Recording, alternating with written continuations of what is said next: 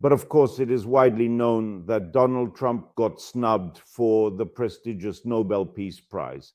And Trump, of course, it's truly a pity, and one might naturally want to give him some kind of consolation prize, perhaps a significant one.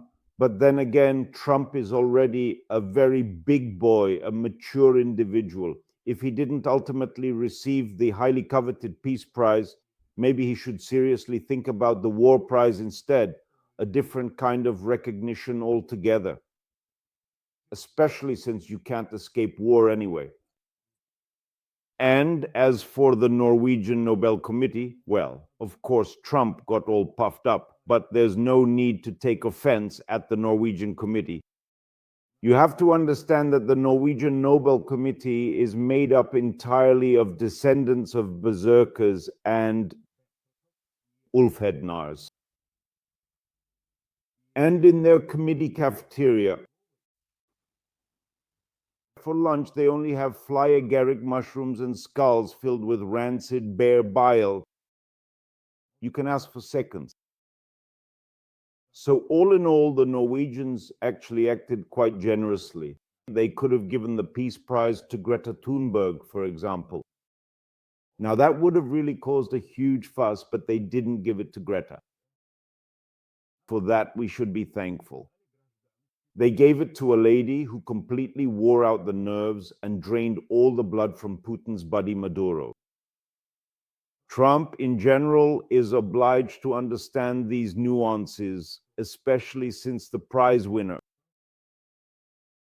the notable lady who was awarded the Peace Prize this year, is in fact someone Trump has publicly expressed his deep affection for. And Trump needs to take all this into account and not sulk, but rather warm up for the extremely difficult work that still awaits him, no matter how much he tries to desperately hide from it in Gulf bunkers, the ongoing and crucial work of neutralizing the Russian Federation, a significant and complex undertaking. It really is necessary to break its fangs, because we can see that the Kremlin ghoul is already bursting with arrogance and the desire to force Europe to submit to its disgusting Russian world. This Nobel Peace Prize was, of course, the main intrigue of the whole week, but now we see that the main intrigue of the week has fizzled out. And the Norwegian Nobel Committee drove the world to a boiling point, but in the end, they still didn't give the Nobel Prize to Trump.